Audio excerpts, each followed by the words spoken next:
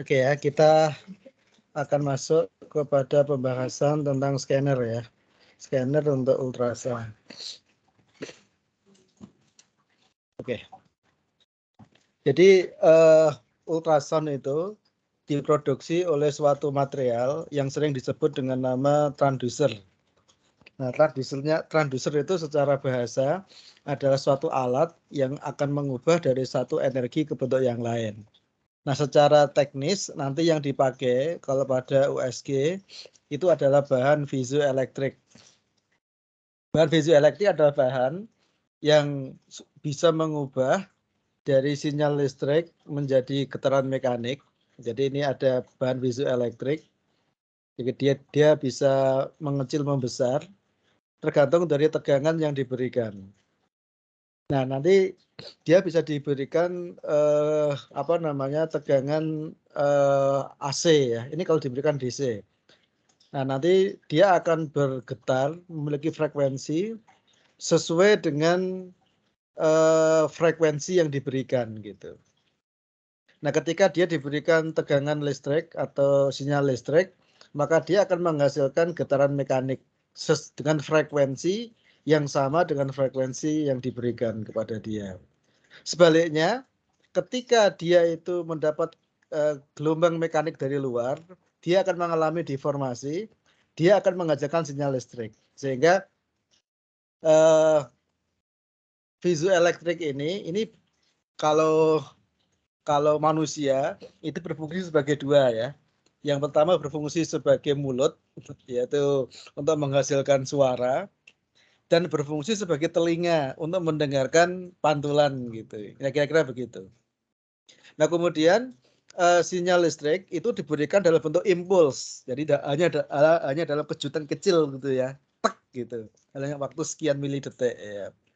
Dan dia juga nanti akan mengubah menjadi sinyal listrik. Jadi dalam bentuk pulsa sebagaimana yang dulu sudah pernah kita bahas itu ya. Nah, kira-kira konstruksi dari transducer seperti ini. Jadi di sini ada backing material, jadi ada backing material. Kemudian di sini ada elektroda, terus di sini ada bahan piezoelektrik. Nah, di sini nanti ada yang namanya redaman juga nanti ya. Nah, bahan piezoelektriknya di sini. Dan biasanya kalau untuk dipakai untuk keperluan pencitraan, itu bahan piezoelektriknya dalam bentuk array, banyak biasanya ya. Beda kalau misalnya saya dulu pernah membuat proyek kecil-kecilan ya, yaitu untuk mengukur permukaan benda atau jarak benda dari alat menggunakan USG, tapi itu sumbernya hanya satu ya, piezoelektriknya hanya satu. Nah, kalau pada transducer pada USG karena dia untuk keperluan pencitraan, maka transducernya nanti banyak dalam bentuk array ya, di sini ini nanti ya. Nah, kira-kira seperti ini. Nah, kemudian tadi ada ya. Jadi ultrasound itu diproduksi dengan memberikan electrical current pada bahan piezoelektrik. Ya, ketika dikasih listrik AC, maka dia akan berosilasi, bergetar dengan frekuensi tertentu. Setelah itu nanti dia mati, sinyal ya, bentuknya sinyal, hanya sedikit, waktunya singkat. Setelah itu nanti dia akan menangkap pantulan. Setelah dia menangkap, dia akan bergetar dengan frekuensi tertentu pula. Nah, tadi jadi sinyal listrik gitu. Jadi dia memancarkan sekaligus menerima pantulan dan mengubahnya menjadi sinyal listrik. Nah, kira-kira begitu. Ini kalau secara klinis nanti bentuk transducer secara klinis kira-kira seperti ini ya. Nanti jenisnya ada banyak ya. Ada yang kecil, ada yang besar, ada yang linier, ada yang membentuk kurvatur dan lain sebagainya. Nah, kemudian tadi sudah kita bahas. Jadi yang diberikan itu bukan gelombang kontinu, tapi dalam bentuk pulsa ya, pulsa. Jadi ini transducer di drive dengan pulsa tegangan pendek ya. Jadi short sound pulse produce, sehingga seperti ini, seperti petikan gitar gitu ya. Jadi ting gitu, itu kan sinyal, hanya sedikit gitu. Kemudian frekuensi repetisi pulsa itu sama dengan tegangan yang diberikan ya. Jadi kalau kita berikan tik tik tik ya, nanti sinyal yang dihasilkan akan sama gitu ya. Nah, ini sebagaimana yang udah kita bahas kemarin ya, beberapa parameter itu. Jadi nanti ada frekuensi gelombang, ada panjang gelombang, ada kecepatan gelombang, kemudian itu kalau continue. Nah, kalau dia pulsa, nanti ada beberapa parameter sendiri ya, yang kemarin sudah kita bahas itu. Nah, ini kita ulangi sedikit ya, durasi pulsa, jadi pulse duration, itu adalah periode dikalikan dengan cycle per pulsa ya. Nah, biasanya untuk per pulsa itu ada 2 sampai 3 cycle ya. Jadi ini pulse duration dari sini sampai sini. Nah, biasanya ini ada 3 cycle, 2 sampai 3 cycle. Nah, kalau dalam contoh ini sampai sini ini berarti 1 pulsa, 1 2 3 gitu ya. Nah, kemudian ketika dia dikasih pulsa tik gitu, maka sebetulnya dia itu masih ya kayak seperti shock breaker gitu ya. Jadi kalau skok gitu. Kita kalau naik kendaraan, naik motor, itu kan biar kalau ada geronjalan, kalau ada batu, biar tidak terasa kasar. Kalau ada batu, kalau kita nggak pakai pegas, itu kan kasar ya. Begitu kita pakai pegas, itu kan akan berayon. Sehingga akhirnya kita itu tidak merasakannya itu halus gitu. Tapi ketika kita pakai pegas, dia akan berayon terus. Nah, padahal kita itu inginnya kalau ada batu itu berayonnya hanya sekali aja gitu. Untuk meredam, tapi setelah berayon tapi setelah itu langsung hilang gitu. Nah, maka di situ kalau di shock breaker biasanya itu selain pakai pegas, nanti ada olinya. Nah, pegas itu biar dia bisa berayon, halus, lembut gitu. Nah, kemudian ada olinya dalam rangka untuk meredam. Nah, nanti di USG juga begitu, di transducer ini, di piezoelektrik ini. Meskipun kita berikan dia itu pulsa yang singkat, tik gitu, tapi dia cenderung agak sedikit lebih lama gitu. Jadi untuk turun itu butuh waktu agak lama. Nah, biar dia cepat, maka kita nanti ada peredamnya, ada dampeningnya ya. Jadi untuk meredam ini, biar dia cepat hilang gitu. Nah, kira-kira seperti itu. Nah, ini kira-kira ya. Jadi damping material, jadi material untuk peredam. Tujuan utamanya adalah untuk mereduce cycle per pulse. Jadi untuk mengurangi banyaknya cycle di dalam satu pulsa per pulsa. Nah, kemudian caranya adalah tadi ya, dengan cara meredam getaran setelah pemberian pulsa tegangan tadi. Nah, ini biasanya redaman itu dibuat dari bahan powder atau plastik atau epoksi ya, yang diletakkan di permukaan piezoelektrik. Ya, kira-kira di sini ya. Jadi kalau di sini ini piezoelektrik, nah nanti damping material itu ada di sini dalam rangka untuk meredam biar dia getarannya tidak terus-terusan gitu ya, diredam seperti itu. Ya kalau di sepeda motor kayak di skok gitu ya seperti oli itulah ya. Fungsinya untuk untuk meredam sehingga begitu dia bergetar langsung cepat hilang gitu. Ini fungsi dari damping material itu seperti itu. Ya, tetapi memang di sini selain ada keuntungan peredam tadi, tapi dia juga memiliki disadvantage, memiliki kekurangan ya. Kekurangannya dia itu juga selain mempercepat pulsa tadi, durasi pulsa cepat gitu, tapi dia juga bisa mereduce intensity. Nah, ini ya, mereduce intensity. Kemudian frekuensi yang dihasilkan agak sedikit terganggu gitu.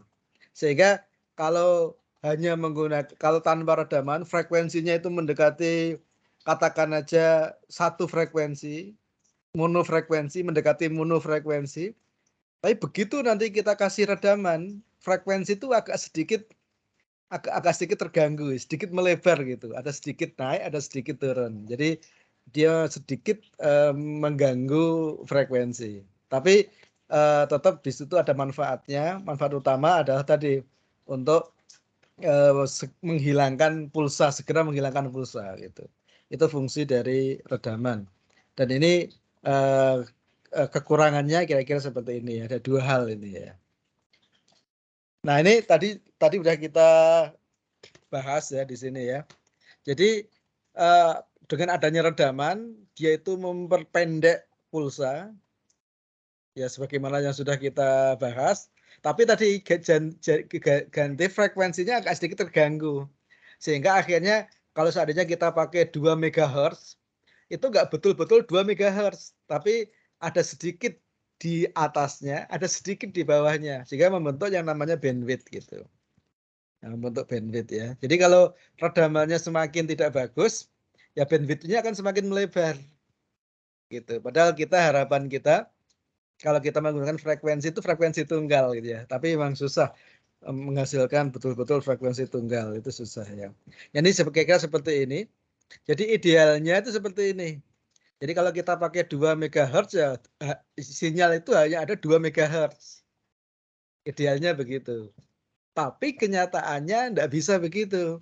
Kenyataannya dia itu sedikit mengalami pelebaran. Nah, pelebaran ini salah satunya disumbang oleh adanya redaman tadi itu. Jadi kenyataannya seperti ini ya. Ada dalam bentuk bandwidth ini. Nah, dulu waktu kita membahas tentang MRI juga ada bandwidth ya. Apa namanya? Nah, apa namanya bandwidth kalau di MRI itu dipakai untuk memilih slice thickness ya kalau di MRI. Jadi kalau bandwidth itu semakin kecil, berarti thickness yang dihasilkan akan semakin tipis gitu. Kalau bandwidth semakin lebar, thickness yang dihasilkan akan semakin lebar juga itu.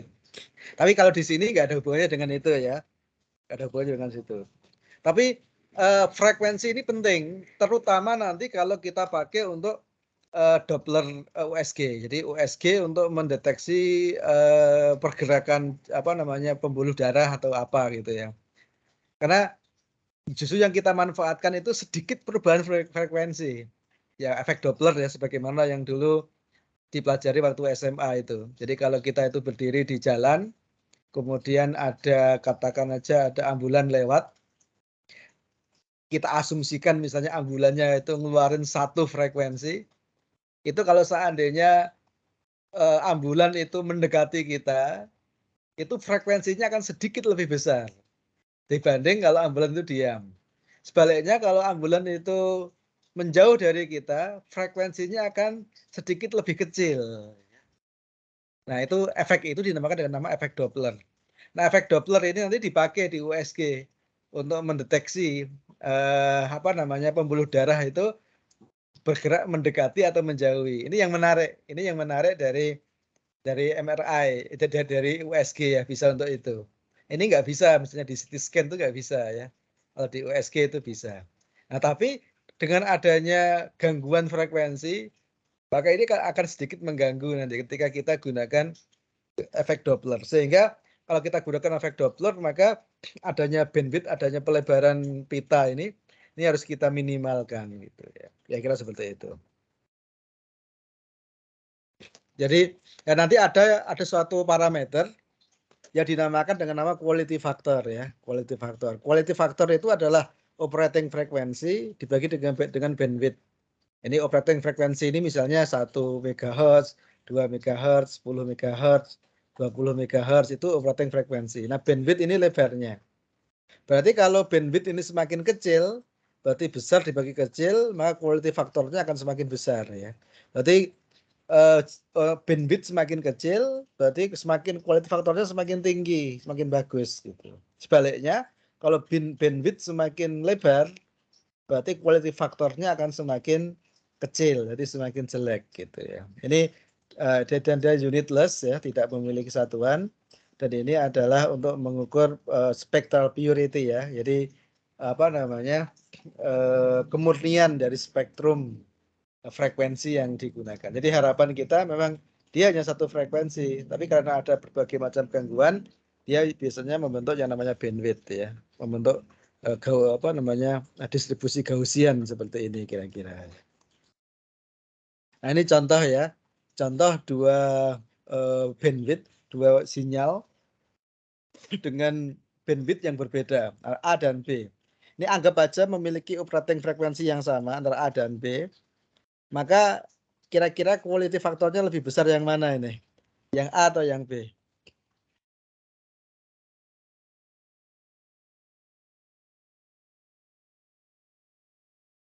Halo? Besar yang mana quality faktornya? Yang A atau yang B? Jelas yang A ya, jelas yang A. Kenapa? Karena bandwidthnya kecil. Kalau yang B ini bandwidthnya besar. Ketika bandwidthnya besar, otomatis quality faktornya akan semakin kecil ya. Nah ini kesimpulannya ya, kesimpulan dari adanya demping ini, redaman ini. Jadi dia itu shorter pulse, jadi bisa memperpendek pulsa ya dengan adanya demping ini. Tapi tadi dia bisa jadi menghasilkan more frekuensi. Jadi ada sedikit tadi gangguan sehingga muncul bandwidth tadi. Kemudian menyebabkan ini bandwidth yang semakin besar, kemudian akibat dari bandwidth semakin besar, maka quality factor menjadi semakin kecil, kemudian intensitas yang dihasilkan itu juga akan semakin sedikit akan terganggu sehingga dia menjadi lebih kecil. Ini efek dari damping ya. Tapi tujuan utamanya yang penting ini yang pertama ini. Tujuan utamanya ini untuk memperpendek pulsa ini. Nah, ini ada rule of thumb. Ini aturan kasar lah ibaratnya ya. Aturan kasar itu biasanya untuk pulsa yang digunakan itu sangat pendek. Nah, biasanya satu pulsa itu hanya ada 2 sampai 3 cycle. Jadi ada 2 atau 3 gelombang biasanya. Jadi pendek sekali. Ya seperti orang gitar ya, tik gitu sekali sekali aja. Cuma kalau gitar kalau dibiarkan kan dia masih beresonansi ya. Nah, itu harus langsung dihentikan dengan tangan yang lain sehingga resonansi itu nggak ada juga. Nanti kalau resonansinya kemana-mana akan muncul banyak gangguan saat kita itu menangkap echo tadi, pantulan itu ya. Oke, kira-kira begitu. Nah, kemudian yang ditangkap oleh oleh bahan piezoelektrik itu adalah echo ya. Echo itu dihasilkan dari pantulan. Dan sebagaimana yang sudah kita bahas kemarin, pantulan itu terjadi ketika gelombang ini melewati dua material dengan dua material yang berbeda yang ditunjukkan oleh impedansi ya. Yang kemarin itu Z impedansi. Nah, atau istilahnya impedansi akustik ya. Jadi kalau di CT material yang berbeda itu ditunjukkan oleh koefisien atenuasi linear. Koefisien atenuasi linear itu dipengaruhi dua hal, yaitu oleh densitas elektron dan Z, yaitu efektif atomic number ya. Jadi kalau di CT, kalau di MRI dua material berbeda itu ditunjukkan oleh besarnya T1, T2 dan proton density. Kemudian kalau di nuclear medicine itu ditunjukkan oleh distribusi radiofarmaka, banyak sedikitnya radiofarmaka yang ada di suatu jaringan. Nah, kalau di USG bedanya suatu jaringan itu ditunjukkan oleh impedansi akustik yang berbeda. Nah, impedansi akustik itu adalah kemarin sudah kita bahas, yaitu speed of sound dikali density. Nah, speed of sound nanti kalau di USG itu kita menggunakan asumsi sama ya, berarti nanti yang membedakan itu density ya. Jadi akustik impedansi sebetulnya itu ya gampangannya density gitu ya.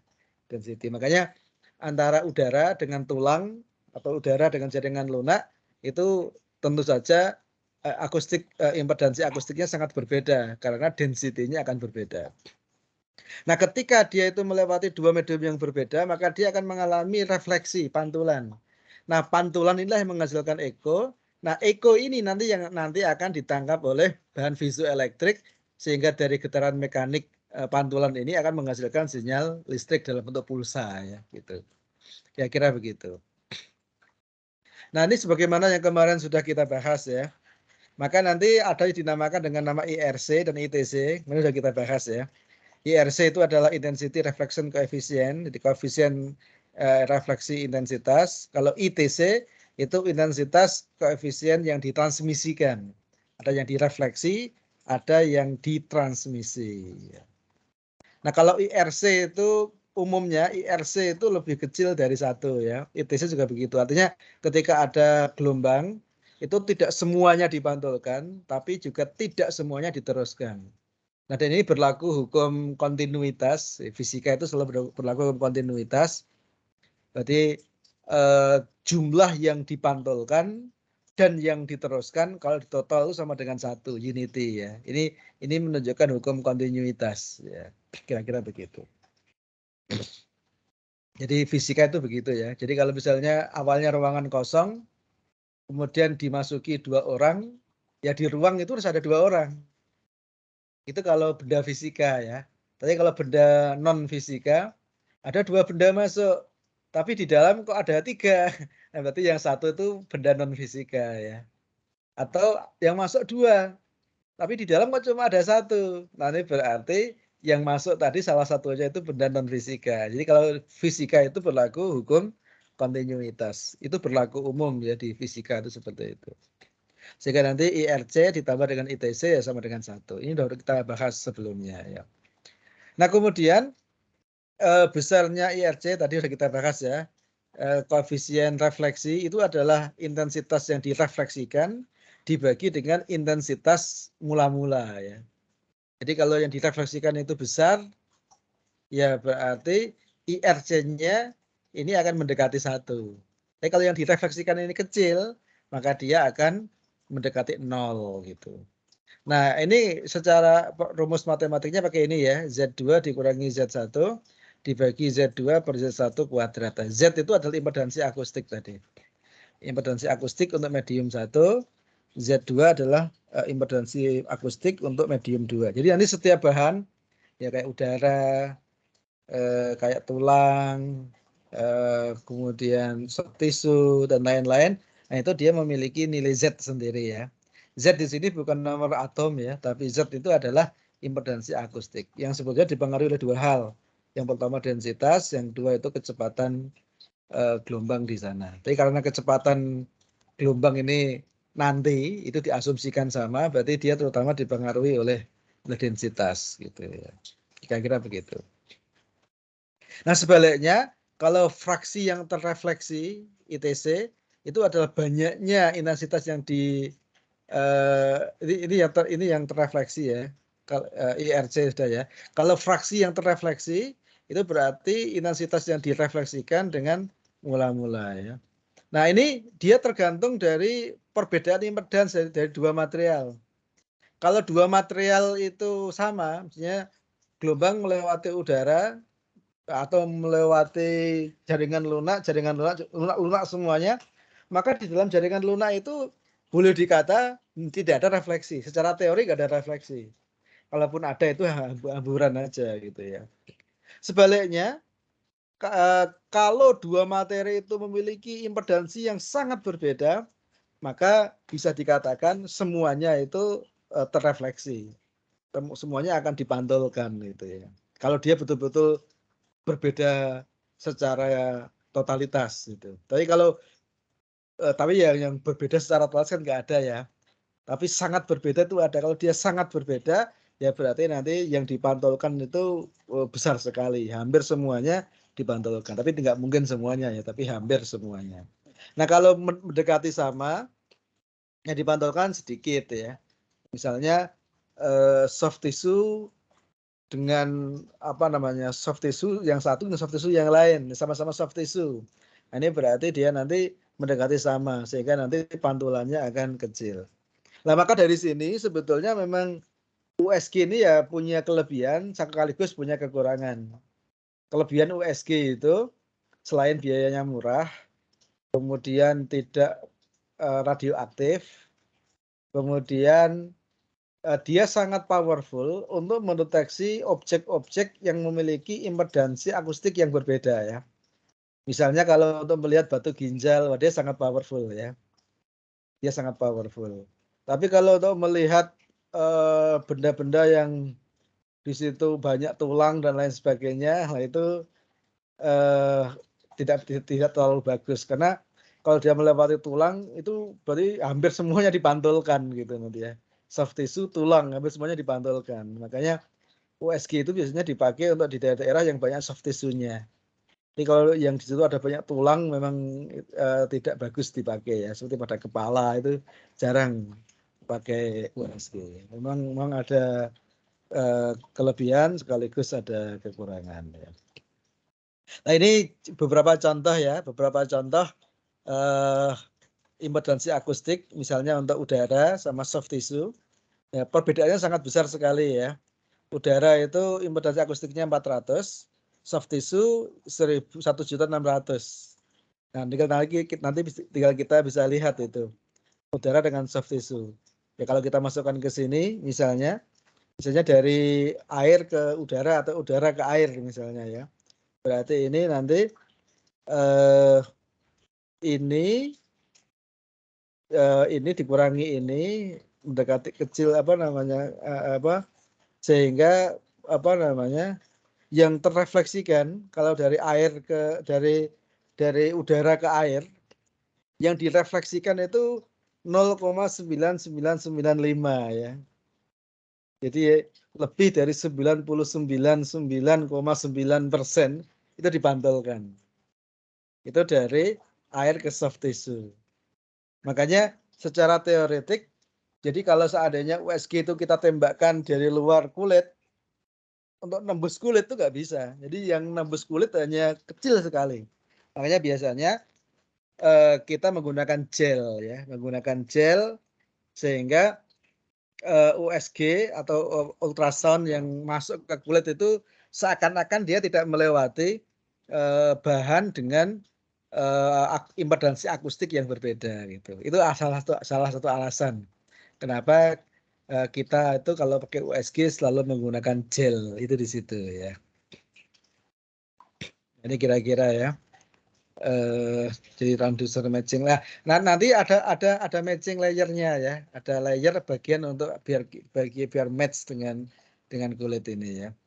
Tadi sudah dikatakan ya transducer elemen ini memiliki impedansi akustik yang sangat berbeda dengan kulit ya. Maka nanti ada kayak semacam yang menjembatani ya sehingga yang dipantulkan itu tidak terlalu besar ya. Selain salah satunya menggunakan apa namanya menggunakan gel tadi itu ya. Itu dalam rangka untuk mengurangi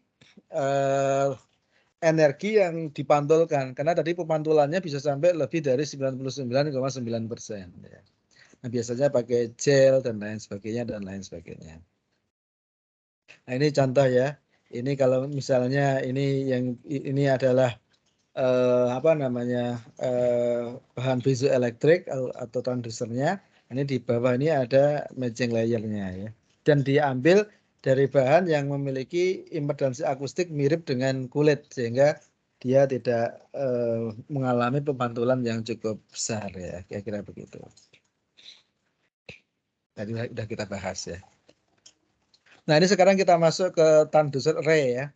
Jadi kalau pada USG yang untuk pencitraan itu piezoelektriknya nggak hanya satu, tapi dalam bentuk array. Jadi seperti pada CT scan, detektornya dalam bentuk array ya. Beda dengan MRI.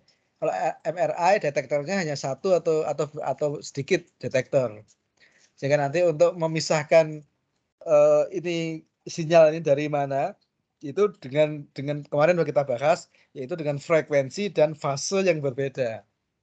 Jadi untuk mengetahui ini itu posisinya di mana, XY-nya mana, itu dengan mengetahui frekuensi dan fasenya.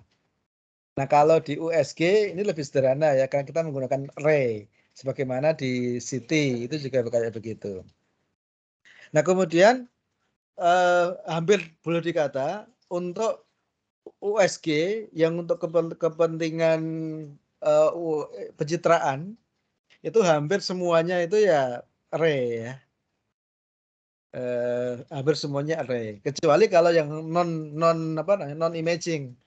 Ya misalnya kalau untuk mendeteksi jarak, misalnya untuk kita kalau berada di depan pintu, pintu itu akan buka sendiri, atau misalnya kita membuat switch otomatis untuk untuk bak kamar mandi, begitu nanti diisi, kalau dia penuh dia mati sendiri.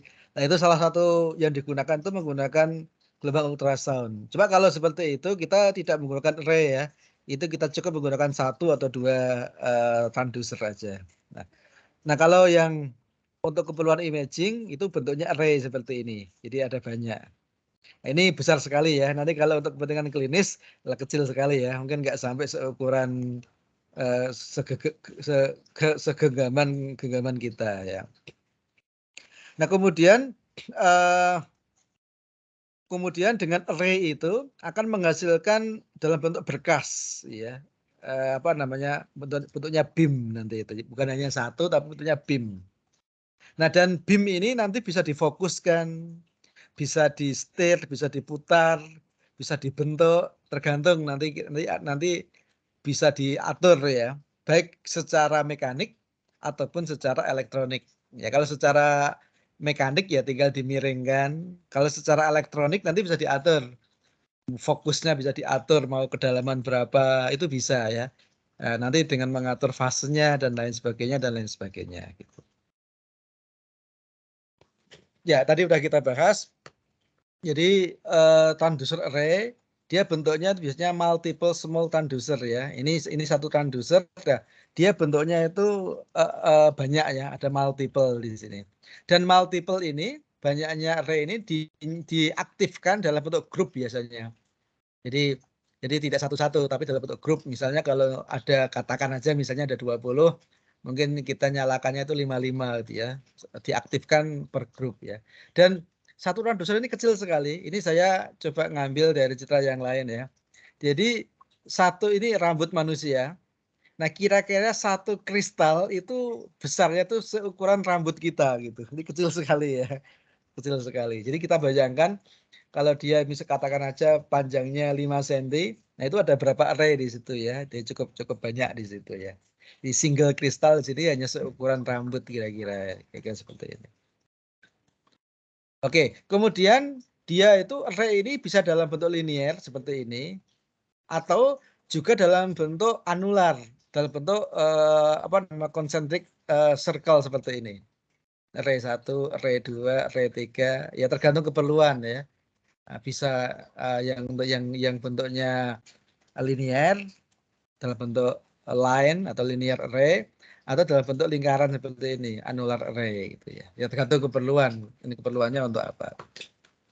Tapi kalau memang untuk di klinis, di USG klinis yang paling banyak yang bentuknya array ini ya, yang linear array ini yang paling banyak itu. Nah, kemudian tadi udah kita bahas, jadi biasanya array pada transducer itu diaktifkan dalam bentuk grup. Nah, kemudian caranya mengaktifkan itu ada dengan 2 cara. Bisa dengan switch array, yaitu semua elemen di grup itu dinyalakan di waktu yang sama. Jadi itu bisa begitu, atau dalam bentuk fase. Jadi grup ini dinyalakan dengan sedikit waktu yang berbeda. Ya, kemarin sudah kita bahas ya, yang dinamakan dengan fase itu ya. Jadi perbedaan waktu yang sangat kecil pada gelombang itu akan membentuk yang namanya fase. Jadi kemarin kalau di MRI kita sudah banyak membahas tentang fase ya. Banyak tentang fase itu.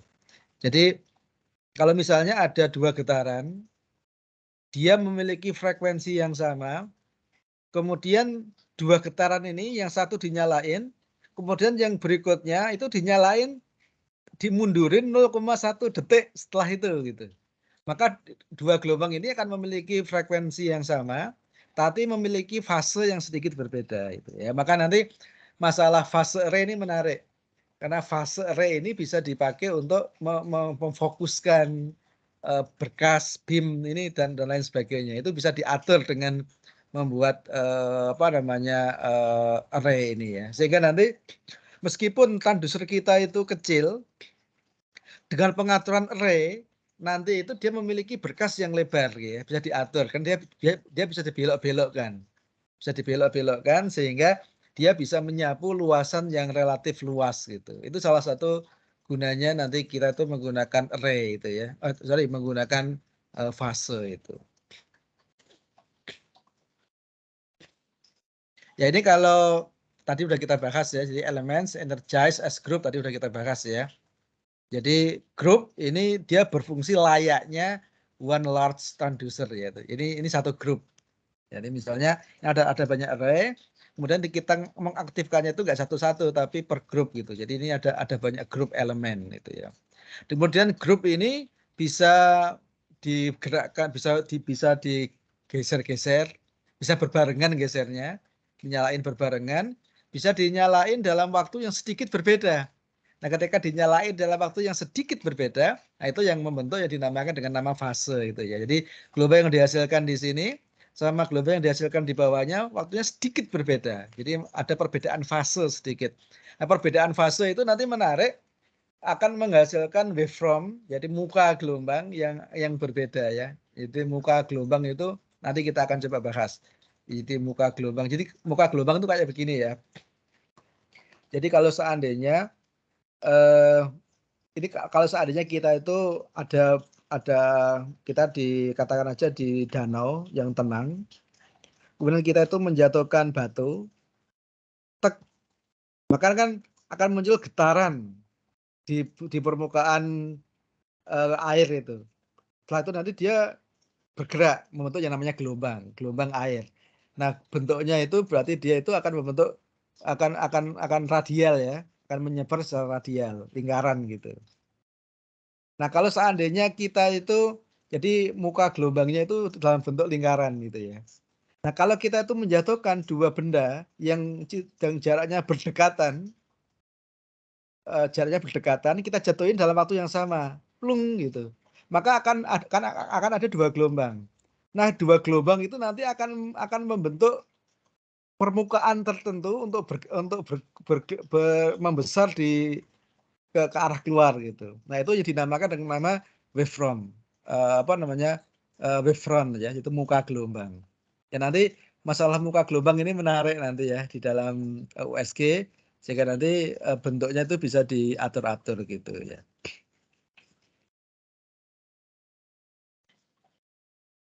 Oke. Nah ini dia bisa diaktifkan. Nah ini bisa ya switch array yang tadi udah kita bahas itu ya. Ya dia dinyalakan, ini nyala dalam waktu yang sama atau dalam waktu yang sekalian berbeda gitu sehingga dia tidak membentuk suatu fase atau dia bisa dinyalakan dalam bentuk apa namanya ya dia di group elemen di energize same as with switch arrays ya sebagaimana ya itu di on off kan tadi ya. Jadi ini voltage pulse diberikan kepada grup elemen, tapi setiap elemen itu tidak dengan waktu yang sedikit sama, maka dia akan membentuk ini ya, membentuk yang dinamakan dengan nama fase tadi itu. Jadi misalnya seperti ini. Ini kalau kita nyalain waktunya sedikit yang antara yang ini dan ini itu sedikit berbeda, maka dia akan membentuk gelombang yang fase ini. Yang ini mungkin lebih dulu, yang ini lebih belakangan, ini lebih belakangan. Sehingga dia akan membentuk muka gelombang yang unik nanti ya. Sehingga dia itu bisa arahnya muka gelombangnya itu bisa menyebar atau bahkan bisa memfokus ataupun yang lain. Tergantung dari fase yang kita berikan ini. Jadi meskipun dia itu linear, tapi nanti muka gelombangnya itu bisa kita atur. Apakah kita tuh ingin menyebar, ingin terfokus, atau kita ingin membentuk garis lurus. Tapi garis lurus nggak bisa dalam jarak yang sangat jauh ya. Itu yang dinamakan dengan nama Fresnel zone nanti itu ya, kira-kira seperti itu. Ini contoh ini seperti ini ya. Jadi ini kalau apa namanya? Ini misalnya pada grup, kemudian di sini kita kasih waktu yang ini kita nyalakin lebih dulu. Sorry, ini lebih dulu, terus ini kita ini nyala tapi sedikit waktunya sedikit berbeda. Semakin ke atas waktunya sedikit berbeda, maka kira-kira kalau dibuat dalam gelombang, gelombangnya itu seperti ini. Ini gelombangnya di sini, gelombangnya di sini, di sini. Ini ada sedikit perbedaan fase antar gelombang ini. Nah ini nanti kalau kita lihat efeknya, maka muka gelombang itu seakan-akan dia itu lari ke atas, belok ke atas. Jadi muka gelombangnya itu bukan ke arah sana, tapi muka gelombangnya itu ke arah sana gitu. Karena ini lebih dulu, ini lebih belakangan, maka dia lari ke sana gelombangnya itu. Sebaliknya, kalau seandainya di sini kita nyalain dulu, terus di sini kita nyalain belakangan, maka gelombang itu akan lari ke bawah, akan belok ke bawah. Maka gelombang ini bisa kita atur nanti secara elektronik. Mau kita buat lari ke depan, ke atas, ke bawah itu bisa. Atau menyapu apa namanya, menyapu daerah dalam bentuk kipas itu bisa gitu. Tergantung dari permainan apa namanya fase ini. Dan ini semuanya serba elektronik ya. Jadi meskipun kita tuh pegang detektor yang kecil, kemudian detektor itu kita pegang dengan posisi diam, tapi kalau secara elektronik di situ sudah bisa memainkan fase, maka kita akan dapat sapuan yang relatif luas itu. Maka kalau kita lihat citra USG itu biasanya bentuknya itu kayak kipas gitu ya, kayak kipas. Jadi semakin ke bawah itu semakin luas biasanya. Nah, itu salah satunya karena adanya pengaturan fase ini ya, kira-kira seperti itu. Jadi kalau seperti ini dia akan bergerak ke atas. Sebaliknya, kalau seperti ini, maka dia akan bergerak ke bawah. Gitu. Jadi ini kita nyalain dulu, ini kita nyalain belakangan, maka dia akan bergerak ke bawah. Nah, seperti ini ya. Jadi kalau ini kita apa namanya gelombangnya ini bisa bergerak ke kanan, kalau ini nanti ke kanan kiri ya. Ini bisa bergerak ke kiri. Jadi kalau ini duluan, ini dia bergerak ke kiri. Kalau yang ini duluan dia bergerak ke kanan. Ini sebetulnya gambar ini sama dengan gambar ini ya. Cuma ini tadi saya barusan ambil dari buku yang lain. Ini sering dinamakan dengan nama dynamic sweeping ya. Jadi penyapuan secara dinamik. Sehingga dia nanti bisa membentuk kerucut, bisa membentuk kipas dan lain sebagainya. Atau kita ingin melihat fokus tertentu, nah itu bisa seperti ini ya. Nah sebaliknya, kalau seandainya kita itu, kalau tadi kan ini lebih dulu, ini lebih belakangan ya. Nah kalau dalam satu grup ini kita buat seperti ini dan ini sama, terus ini agak belakangan, ini agak belakangan, maka dia itu kan yang ini ke bawah, terus yang di sini ke atas. Sehingga akan menghasilkan berkas yang bentuknya itu terfokus gitu. Sehingga nanti berkasnya itu ini fokus, terus dia membesar lagi nanti ya. Yang di sini juga sama, ini dia fokus, terus dia membesar lagi gitu. Nah ini yang sering disebut dengan nama beam is focus. Jadi berkasnya difokuskan. Itu dengan pengaturan array yang seperti ini. Jadi pemberian fase yang seperti ini kira-kira. Sebaliknya, nanti kalau seandainya yang ini duluan, yang ini belakangan akan menyebar. Berkas itu akan menyebar ya. Nah, kalau yang ini tadi yang difokuskan tadi ya. Sehingga nanti dan seberapa fokus yang kita inginkan tergantung dari fase yang kita atur ini. Kalau perbedaan fasenya ini semakin besar, dia akan semakin terfokus, semakin dekat jarak fokusnya. Kalau perbedaannya semakin jauh, maka fokusnya akan semakin jauh gitu. Nah, kira-kira begitu ya. Jadi seberapa jarak fokusnya ini bisa kita atur dari fase yang kita berikan ini. Ya, kira-kira begitu. Oke ya. Nah, tadi ini ya. Ini swallow focus. Ini untuk fokus yang sangat dangkal. Nah, kalau kita ingin fokus yang sangat dangkal dekat dengan transducer, ya berarti fasenya kita buat yang agak besar. Nah, kalau kita ingin fokusnya itu dalam, di kedalaman yang agak jauh, maka di sini fase mengaktifkan transducer itu kita buat fasenya sedikit bedanya kecil sekali gitu, sehingga akan menghasilkan fokus yang lebih dalam gitu. Sehingga ini menarik ya, sehingga pengaturan fokus juga bisa kita atur dari fase yang kita berikan ini. Nah, kemudian pada saat mendengarkan, ya, pada saat mode listening itu juga sama ya. Itu juga bisa di listening direction can be steer and focus, sebagaimana waktu pemberian waktu menghasilkan berkas itu ya, sama kira-kira seperti itu. Nah, ini tadi ya, ini saya ambil dari buku yang lain. Ini kalau ini yang linear, terus ini yang anulus. Jadi pemberian fase ini bukan hanya untuk yang linear, termasuk yang anulus juga sama.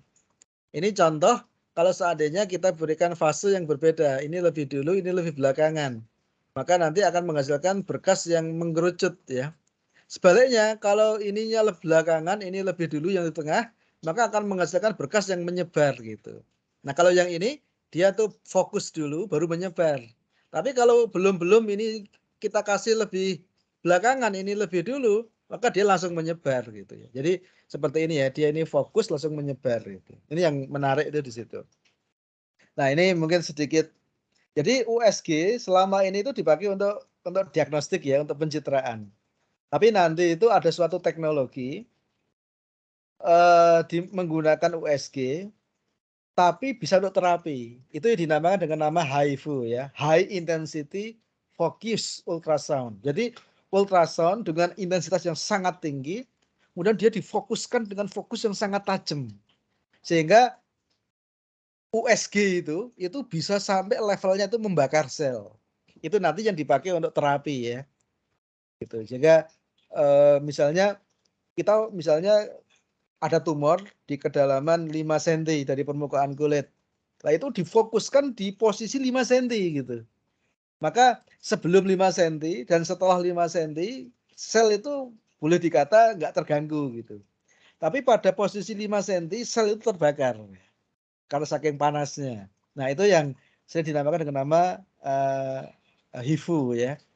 Tapi ini nggak kita bahas ya. Dan sekarang juga sudah mulai banyak itu. Saya nggak tahu HIFU ini di Indonesia sudah ada atau belum. Kayaknya belum ya. Karena itu kalau tidak salah, terutama yang mengembangkan itu Cina ya.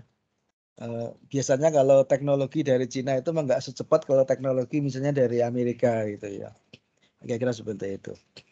Nah, ini jadi nanti ada yang namanya focusing ya. Ini dinamakan dengan nama electronic focusing. Jadi focusing dengan dasar elektronik, yaitu dengan cara pemberian fase ini. Ya, kira-kira seperti itu ya. Dia ada yang namanya electronic focusing gitu ya. Jadi ini ke arah sana, ini pengfokusannya ini dilakukan secara elektronik ya, secara elektronik. Karena tadi dengan cara kita berikan fase yang kita inginkan. Nah, sementara kalau yang ke arah sana, ini kan yang ke arah sana kan nggak ada array-nya kan. Yang ke arah sana kan array. Tapi yang ke arah sana ini kan nggak ada array-nya. Nah, kalau di sini ini harus kita atur sedemikian rupa sehingga dia tetap fokus. Karena dia itu memang lama-lama dia akan menyebar ya, dia akan menyebar itu. Ya, ini sehingga nanti bisa kita atur sedemikian rupa dengan desain tertentu. Kalau kita mau fokuskan ya harus kita fokuskan dengan mekanik. Nggak bisa kita fokuskan dengan elektronik. Tapi kalau dia bentuknya array seperti arah sana kan array. Nah, dia bisa kita fokuskan secara elektronik ya. Jadi kalau yang ke sana ini bisa kita fokuskan secara elektronik. Tapi kalau yang ke sana karena hanya ada satu array, maka pemfokusannya harus secara mekanik. Maka nanti di sini kita desain bahwa dia mungkin nggak datar gitu, sehingga dia bisa menghasilkan ke fokus tertentu. Kira-kira begitu ya. Nah, ini kira-kira ya. Jaga nanti satu berkas itu bisa kita atur-atur ya. Nah, ini contoh kalau ini yang linear dan pengaturannya juga linear. arraynya juga linear gitu. Nah kalau yang ini dalam bentuk kurvatur memang. Jadi dia desainnya sejak awal secara mekanik udah bentuk kurvatur. Sehingga secara mekanik dia sudah arahnya ke arah depan ya. Karena dia kurvatur ya dia membentuk sedikit bentuknya kipas gitu. Gitu. Kalau yang ini adalah linear dan pengaturannya tanpa fase, arahnya ke depan. Kira-kira berkasnya nanti seperti ini. Ya, di daerah sebelum dia menyebar ya tentu saja ya, mendekati kotak seperti ini. Nah kalau kurvatur seperti ini, karena dia bentuknya kurvatur seperti ini, maka bentuknya mendekati kipas gitu ya. Tapi fokusnya di sana ya, kipas seperti ini. Nah kalau yang ini linear, tapi membentuk seperti kipas. Ya bisa kita atur, ya, tergantung pemberian fase di sini nih ya. Ya, jadi kalau kita atur fase-fasenya, kan bisa kita arahkan kemana aja gitu. Sehingga meskipun dia itu linear, tapi dia bisa membentuk seakan-akan berkasnya itu berkas kipas seperti ini ya. Kira-kira seperti ini. Ini sedikit kalau kita lihat di fisika dasar itu ya. Jadi kalau seandainya di sini ada ini wavefront ya, wavefront ya, muka gelombang. Jadi kalau ada ultrasound, ini large sumbernya itu besar, ya maka dia akan lari ke sana, lari ke depan ke sana. Ini muka gelombangnya ya, muka gelombangnya. Ya ini kalau kita kalau menjatuhkan kerikil ke air yang diam, yang tenang, akan membentuk gelombang. Ini muka gelombangnya bentuknya itu lingkaran ya, akan membesar secara melingkar, semakin lama semakin kecil ya, maksudnya intensitinya semakin kecil, semakin membesar intensitinya semakin kecil, sehingga lama-lama dia pada jarak tertentu dia hilang gitu. Nah kira-kira seperti ini. Ini muka gelombangnya ke sana ya.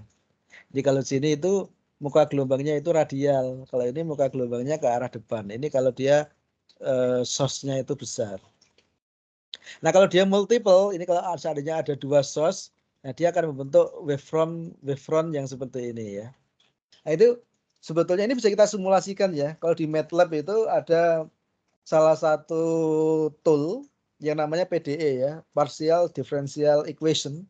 Nah itu bisa dipakai untuk mensimulasikan gelombang pada jaringan tertentu. Nah saya dulu pernah membuat paper tentang itu ya menggunakan MATLAB itu. Nah ini dua gelombang ini akan mengalami interferensi sehingga akan membentuk muka gelombang kira-kira seperti ini. Jika di sini itu membentuk muka yang kelihatan datar gitu ya, tapi di sini dia melingkar gitu. Ini muka gelombang dari dua sumber kira-kira seperti ini. Nah kalau dia multiple sumber ya, seperti yang ada pada pada USG, nah maka muka gelombangnya itu seperti ini. Jadi kalau seandainya di sini itu kita berikan fase yang sama, ini fasenya sama ya. Kita nanti kalau fasenya beda kayak tadi itu bisa fokusnya bisa kita atur. Nah kalau seandainya di sini itu fasenya sama, maka gelombangnya itu muka gelombangnya itu akan membentuk datar seperti ini muka gelombangnya. Gelombangnya akan bergerak ke sana. Awalnya itu datar, kemudian lama-lama dia menyebar gitu. Nah daerah yang datar ini dinamakan dengan nama Fresnel zone. Jadi daerah Fresnel. Nah daerah yang sudah mulai menyebar ini dinamakan dengan nama Fraunhofer ya. Ini nama aja ya. Jadi tapi memang kalau gelombang suara kan nggak kelihatan ya. Tapi itu bisa kita simulasikan dan bisa kita ukur juga sebetulnya ya. Dari intensitinya bisa kita ukur. Nah ini kalau secara matematik kira-kira jarak dari Fresnel zone itu seperti ini ya. Sama dengan R kuadrat per lambda. R kuadrat itu adalah ini diameter dari ini atau jarak ini. Kemudian lambda itu panjang gelombang dari ultrasound. Makanya kalau di sini R-nya ini besar, ya maka Fresnel zone-nya akan semakin besar ya. Kalau panjang gelombangnya semakin kecil, ya maka jarak Fresnel zone-nya juga akan semakin jauh juga ya. Akan semakin memanjang daerah datarnya ini. Nah, kalau Fraunhofer ini ada sudutnya, ini ditentukan dari rumus ini ya. Ini adalah rumus eksperimental ya, 0,6 sin theta 0,6 lambda per R ya. Jadi kalau R itu adalah tadi jari-jarinya, apa namanya ini. Kemudian kalau lambda itu panjang gelombangnya. Theta ini adalah sudut Fraunhofer-nya. Ini sekedar contoh, ini saya ngambil dari bukunya siapa, saya lupa itu ya. Ini misalnya ditanya misalnya ya. Jadi misalnya ditanyakan berapakah panjang dari Fresnel zone untuk diameter 10 mm. Jadi diameternya 10 ya. Kemudian 2 MHz unfocused ultrasound transducer. Jadi pada transducer yang tidak terfokuskan dengan frekuensi 2 MHz. Maka diameter 10 mm berarti radiusnya R-nya adalah 5 mili ya. Kemudian 2 MHz ini frekuensinya. Maka kita bisa hitung lambdanya. Lambda itu berarti adalah kecepatan dibagi dengan frekuensi ya. Kemarin kan sudah kita bahas ya. Jadi lambda sama dengan C per F ya. C kecepatan ultrasound untuk 2 MHz ini dengan asumsi di di jaringan lunak ini sekitar ini 1500 meter per detik. Kemudian 2 MHz berarti 2 kali 10 pangkat 6 ya. Sehingga panjang gelombangnya ini 770 plus 10 pangkat min 6 atau 0,77 mm. Ini panjang gelombang. Jadi hampir 1 mili lah ya panjang gelombangnya. Ini kalau seandainya frekuensinya ini semakin besar, maka panjang gelombangnya akan semakin kecil. Kalau frekuensinya semakin kecil, maka panjang gelombangnya akan semakin besar. Jadi kita sudah tahu lambdanya adalah 0,77 mm. Maka jarak Fresnel itu pakai rumus yang tadi ya, R kuadrat dibagi dengan lambda. R-nya itu adalah ini, berarti 5 mm kuadratin, lambdanya adalah ini 0,77. Sehingga ketemunya ini ya, 32,5 mm. Jadi kira-kira sekitar 3 cm. Di jarak dia tidak menyebar, itu kira-kira pada kedalaman 3 cm dari transducer. Jadi dia masih lurus. Nah setelah itu baru dia menyebar gitu ya. Nah ini nanti bisa kita atur. Bisa kita atur tergantung dari frekuensinya dan tergantung dari diameter array transducer array tadi itu. Ya itu kira-kira sedikit ya kira-kira gambaran tentang tentang scanner ini. Nah ini kira-kira ya gambarnya seperti ini. Ini adalah gambar transducer ya. Yang ini itu yang datar. Nah, ini yang bentuknya kurvatur secara mekanik.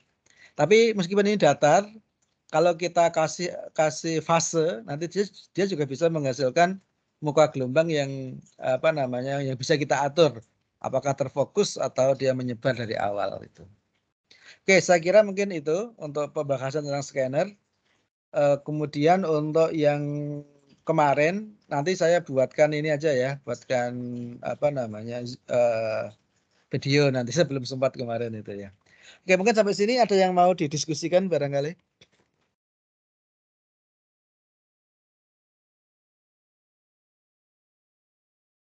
Mas Hadi, Mas Didik, Mas Daniel, ada yang mau didiskusikan? Mbak Nuriani?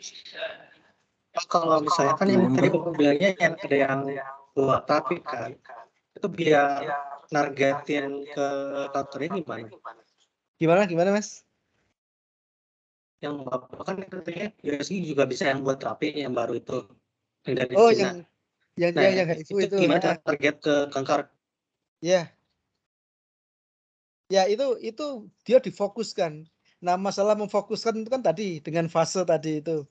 Tapi dia dengan intensitas yang sangat tinggi. Jadi bukan hanya sekedar untuk diagnostik, tapi memang tujuan utamanya itu untuk terapi. Ya kira-kira kalau jenengan pengen lihat animasinya, nanti bisa dilihat di ini ya di YouTube saya kira banyak ya. YouTube misalnya nih YouTube tentang HIFU ya. Animation. Saya kira banyak, nanti silakan dilihat tentang HIFU ini. Nah terus terang saya sendiri tidak tahu di Indonesia apakah ada atau tidak, tapi sepengetahuan saya sepertinya itu teknologi ini belum ada di Indonesia ya. Dan ini masih terutama untuk riset ya. Atau mungkin ada yang tahu nggak di Indonesia ini masalah HIV ini? Nah, ini kok nggak mau ya? Atau internetnya lagi ini internet. Halo, suara saya kedengaran nggak? Pak. Ya, ini YouTube-nya yang lama ya kayaknya ya memang ya. Ya nanti silakan dilihat sendiri kalau masalah HIV ini ya, HIV ini ya. Ini nggak bisa nih di laptop saya kayaknya kebanyakan apa namanya yang dibuka. Nanti dibuka sendiri aja ya untuk animasinya ya. Baik, Pak. Nah, nanti dilihat sendiri. Ini nggak bisa ini, nggak bisa nyala. Mungkin karena dipakai untuk buka apa namanya Teams ya. Oh ini dah nih. HIV. Nah ini HIV. Saya kita lihat ya.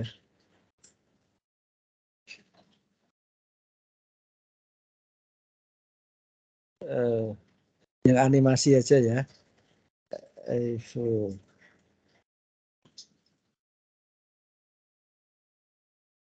Animation.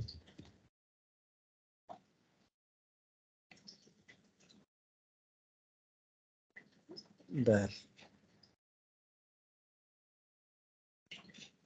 Ya intinya kalau yang HIV ini dipakai untuk terapi ya, bukan sekedar untuk diagnostik. Ini dipakai untuk banyak hal ini. Ini dipakai untuk kecantikan ternyata juga ya. Oh di Singapura ini. Coba kita lihat aja HIV di Singapura untuk non-invasive skin lifting treatment. Ya. Tapi juga bisa dipakai untuk kanker dan lain sebagainya ya. Oh ini banyak dipakai untuk ini ya. Yang coba ini saya nyalain salah satu ya. Kelihatan nggak? Masih belum share screen. Belum, Pak. Belum. Kelihatan. Bentar. Saya share screen dulu.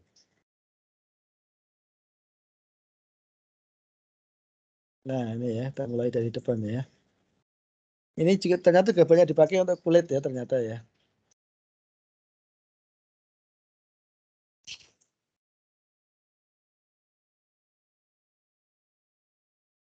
Ya dia dimasukkan ke dalam tubuh seperti itu ya. Untuk di planning dulu ya. Sebagaimana di radioterapi.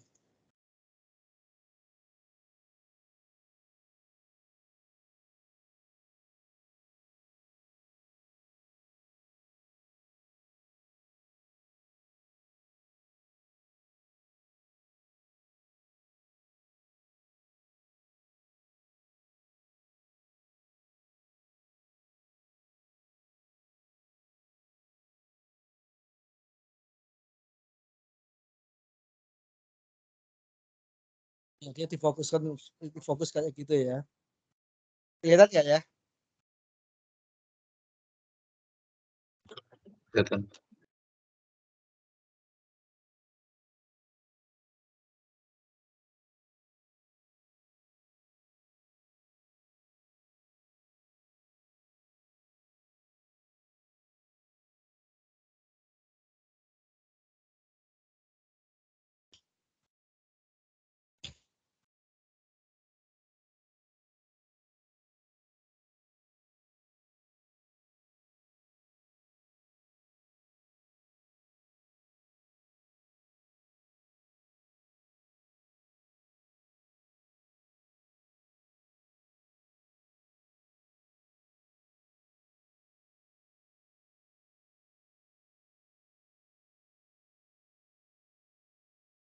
Ya itu yang bentuknya elips itu daerah yang difokuskan itu ya, yang dibunuh itu ya oleh dia itu ya.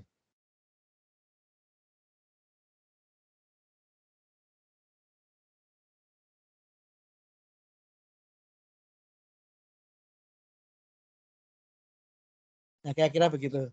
Ini HIV yang untuk kanker ya. Nah selain untuk kanker juga ternyata banyak dipakai untuk apa namanya, untuk kulit juga ternyata ya. Kira-kira begitu. Oke, ada pertanyaan yang lain?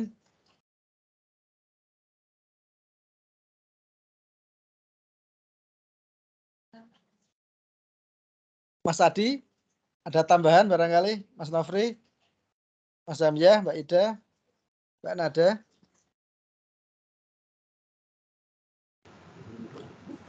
Belum ada, Prof. Belum ada, Pak. Oke, ya udah. Oke, kalau nggak ada berarti kita cukup dulu ya sampai di sini ya. Nanti untuk yang materi berikutnya mungkin saya buatkan apa namanya YouTube aja nanti ya. Nanti saya buat video, saya upload aja. Kemudian jangan lupa untuk pertemuan yang ke-7 presentasi ya, mulai disiapkan dari sekarang ya. Oke. Baik, Pak. Oke, saya kira itu. Kita ketemu lagi pekan depan. Oh iya, untuk yang ganti radioterapi sama satu lagi apa ya? Sama itu besok ya, besok jam 1 sama jam 3 kalau nggak salah. Udah saya, tapi nanti nggak usah ini, nggak usah datang, nggak apa-apa. Nanti saya buatin ini aja, saya buatin video aja biar bisa dilihat waktu yang lebih fleksibel aja. Oke, saya kira itu. Terima kasih atas perhatiannya. Assalamualaikum warahmatullahi wabarakatuh. Waalaikumsalam warahmatullahi wabarakatuh. Terima kasih, Pak. Terima kasih. Sampai ketemu Terima lagi. kasih.